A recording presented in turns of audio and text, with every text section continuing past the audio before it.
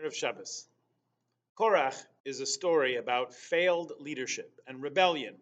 Unfortunately, it fits pretty well with our times. It's been a long time since there has been such cynicism about world leaders, political leaders, in most any country you would care to discuss. When Pirkei Avos looks for an example of machlokes, a dispute that was not l'shem shamayim, not motivated by higher values, it chooses Korach as an example of that. So when we read about Korach and the uprising he led against Moshe's authority, it opens up for us all the questions about leadership that we can possibly ask.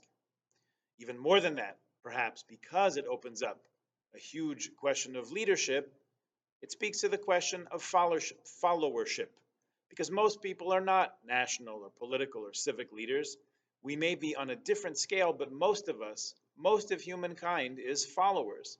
And that's a good thing, because without followers, there's really no such thing as leaders, right? There have to be followers in order for there to be leaders. So, for those of us who are in that vast majority, we have to ask whom exactly and what exactly are we following? In a way, the times are too turbulent and the stakes are too high to really be able to get a calm and objective place to have this conversation. It's hard to build a plane while you're flying it. So let's talk about something else in the portion, which also informs our outlook on leadership as well. There's a mitzvah in this portion of Pidyon Haben, redemption of the firstborn son. Pidyon Haben is one of the most common rare mitzvahs. It's rare because it only applies in limited circumstances. It's the redemption of the firstborn male child. So if a family is not blessed with children, and not all are, certainly not all easily or immediately, then this obviously does not apply. If the firstborn is not a male, this mitzvah of Pidyon Haben does not apply. So there's at least half a birth right there. And if this was not the first birth, in other words, to use general terms, if there was a prior pregnancy that did not result in birth, then this birth is also not considered the first. Furthermore, Kohanim and Leviim are not obligated to Pidyon Haben, so the statistical probability is declining.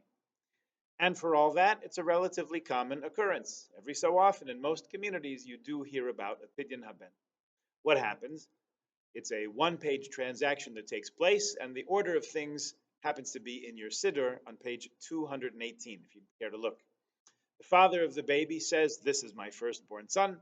He quotes the relevant verses from our portion this week, and the Kohen asks, well, which would you prefer? Would you rather give away your child, or would you prefer to redeem him for 5 silver shekels, as the Torah commands you to? Hopefully, the father chooses the latter, and he says, I present you with these 5 silver shekels, which is actually a weight more than a particular coin, and he makes a bracha al Pidyon Haben, says Shechianu, and the Kohen says, this is the redemption for that. He blesses the baby with the Kohen's bracha, and he makes a borei pri hagafen over a glass of wine, and that is it. Rabbi Soloveitchik was once asked to explain this procedure. The query happened to come from a Catholic priest in Boston, where Rabbi Soloveitchik lived most of his adult life. He explained it in a letter, which is very interesting. He wrote that all of existence belongs to the Creator. No one else has an ownership share in the world. We are the species on earth that sits at the top of the food chain for no other reason than because God chose to put us there and make us stewards and custodians of the planet and everything we see in it. Jews acknowledge this dozens of times every day in each blessing that we pronounce that has the phrase Melech HaOlam, that God is the sovereign of all. So in our portion, we hear the mitzvah to redeem a firstborn son when he is 1 month old, and Rabbi Soloveitchik explains that a child is arguably God's greatest gift to a couple. And to the parents, that child seems like their most precious possession. Yet, in reality, God has placed this child in their care without granting any property rights to them, such as they are. According to this, a person must be ready to lose everything if losing everything is what God asks. We must always answer the call, summoning us to withdraw from the most tightly knit and most natural community on earth, he writes. Pidyon Haben is a virtual restaging of the Akedah, the binding of Isaac, which we read here in Shul every morning. It's our Torah portion for the second day of Rosh Hashanah. The parents at the Pidyon Haben represent Avraham and Sarah. The month-old baby is the place of Isaac, and the Kohen stands in, as it were, for the Almighty. The 5 silver coins compare to the ram that replaced Isaac. The Akedah, the binding of Isaac, the near sacrifice of Isaac, demonstrated what we say in Psalm 24: the earth and all that are in it are the Lord's. By placing Isaac on that altar, Abraham acknowledged the truth, even the bitter truth, that the child was not truly his. Rabbi Soloveitchik wrote that God wanted Avraham to abandon all pretense of possessiveness, all claims of unity and identity, all hopes of self-perpetuation and immortalization through Isaac, and return this son to the one to whom everything belongs. Again, quoting from the letter, God wills the consecration of the firstborn son because the emotional involvement of the parent with his firstborn is of the intricate and intimate nature. The closer that relation and the more deeply rooted the commitment of parent to child, the more sublime and hallowed the sacrifice. When the Kohen returns the child to the parent and accepts 5 silver shekels, he presents him on behalf of God with a new child. Something precious is re-entrusted to him. The dialectical drama of Mount Moriah, consisting in losing and finding a son, is restaged in all its magnificence. You can hear Rabbi Soloveitchik's words here. By redeeming his son from the Kohen, the father acknowledges God's absolute claim to his son. All this is accurate and true, and if you've ever been to a Pidyon Haben, you know that there's not a lot of suspense to the whole affair. If you're wondering about anything, you're wondering what the food's going to be like. Fortunately for the attendees, it's customary to wash and make hamotzi and eat bread at a Pidyon Haben to make it a full seudah, a festive meal. So it'll probably be a good deal more than just cookies and soda. Also, for anyone attending a Pidyon Haben, it's as if they have undertaken 84 fasts and their sins are forgiven. It's another attraction to show up at these events. Sdei Chemed is not sure exactly what the source is for that. Rav Sonnenfeld, Rav Tzadok, and the Kaf HaChaim suggest various sources.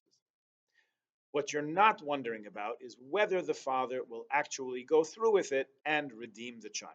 It's a bit of a no-brainer, but the truth is it points to deeper meanings as always.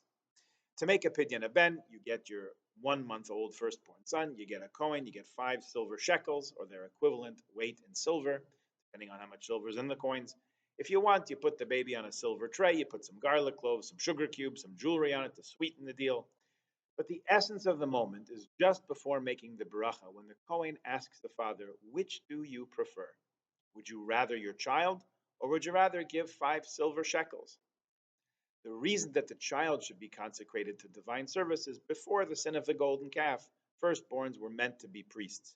After the golden calf, it was the tribe of Levi, including the Kohanim, who became the specially designated group to be exclusively dedicated to that divine service. They tell a story from a long ago media star. Maybe some people remember Jack Benny. What was his name when he was born? Binyamin Kubelski. Anyway, part of his shtick was that he was a notorious cheapskate.